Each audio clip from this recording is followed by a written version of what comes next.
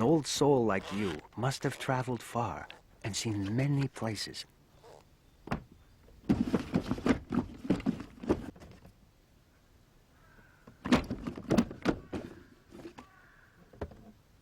I was once a wanderer myself.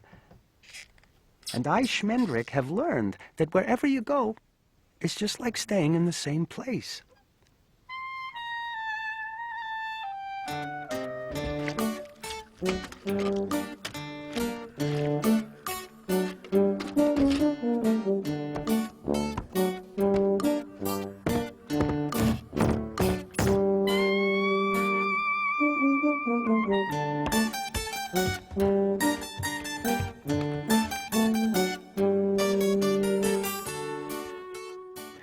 I was born in Chelm. Not this Chelm, the other Chelm. The first Chelm.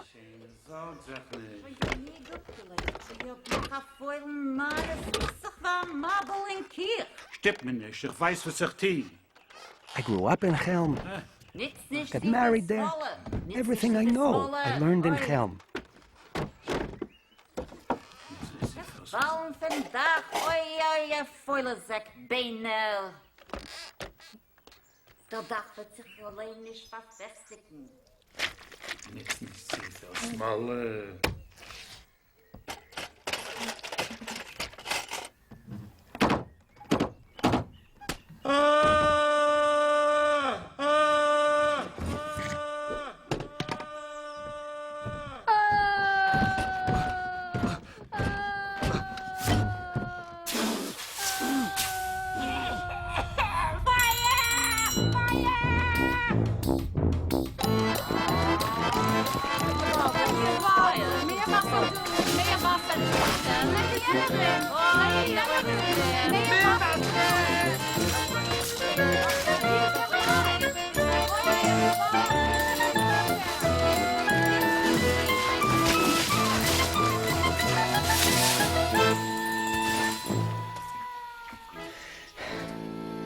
Outsiders called Chelm the village of idiots.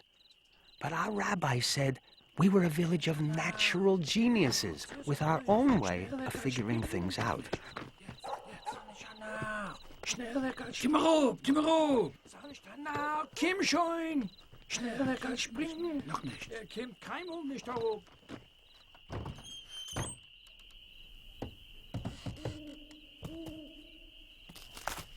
Kalt in draußen, es ist finster ruhig. Bist noch du? Nimm den Mantel. Bist nass. But I was growing skeptical of Chelm wisdom, and I had a thirst for more knowledge.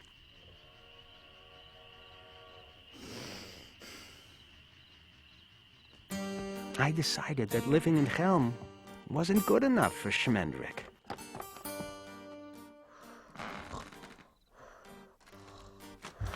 So the next morning, I got some things together before my wife and children awoke. Health and joy to them wherever they are now. And I started out for Warsaw to see the big city.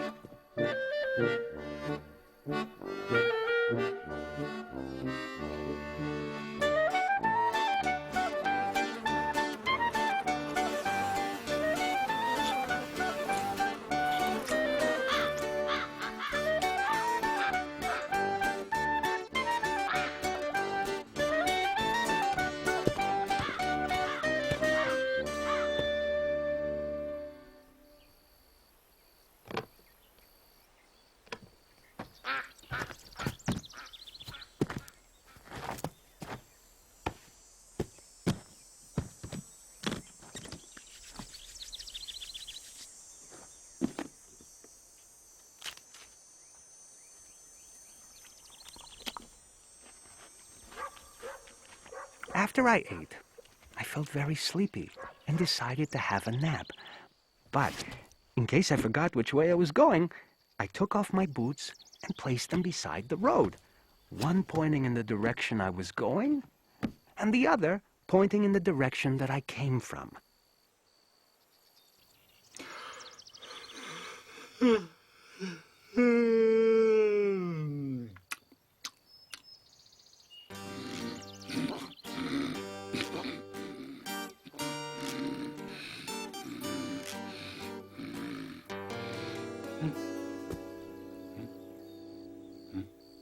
When I woke up, I stepped into my boots, laced them up where they stood, and I went on my way.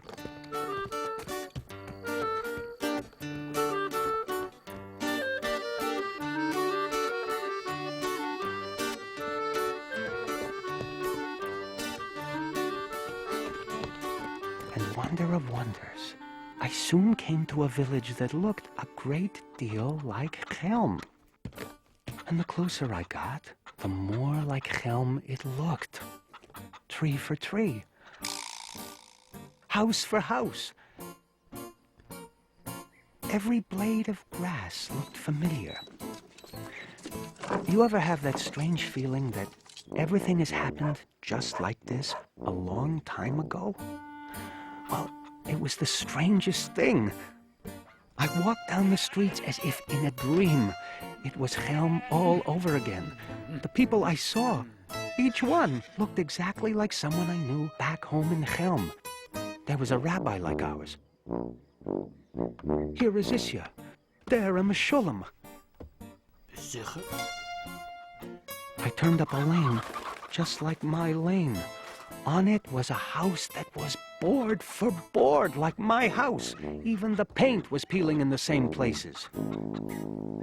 The chickens in the yard had familiar feathers, reminiscent clucks.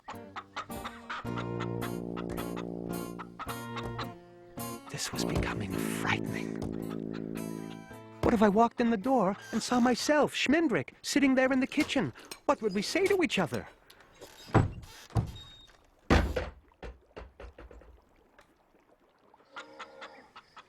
So I hesitated on the front stoop, and out the door came a woman who looked exactly like my wife, Shana, wart for wart. When she screamed at me, hitting notes I used to think only my own dear Shana could reach. And the children were brat for brat like my own children, fetching and sniveling and squabbling.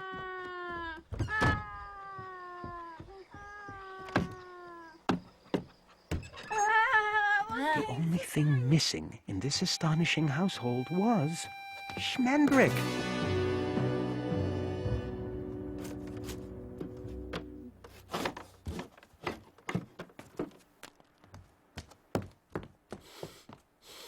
There Shmendrik was nowhere to be seen. He had left his house and his Chelm that same morning. Well, you might say, what a coincidence. But I believe it was more than a coincidence. I believe that the hand of God was in this. Or maybe the elbow. Who understands these things? Because you see, the other Shmendrik vanished and never came back. And so I moved in.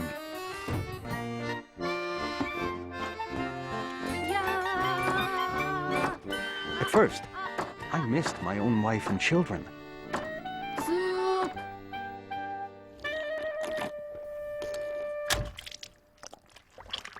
But soon these other children started calling me Daddy.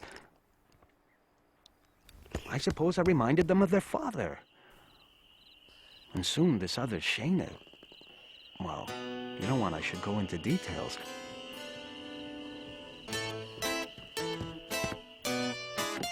But I worry, you know? If the other Shmendrik ever comes back...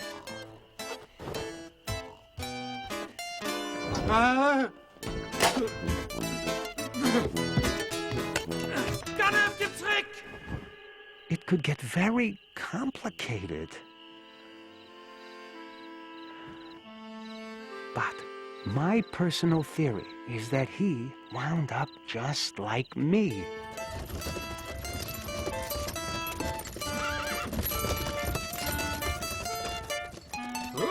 He arrived in my Chelm and is presently living with my wife.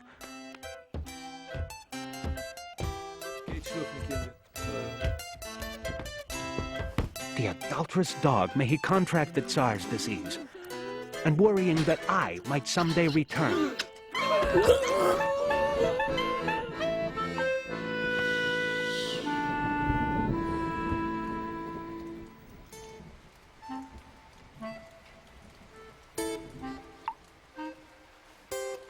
So why don't I return?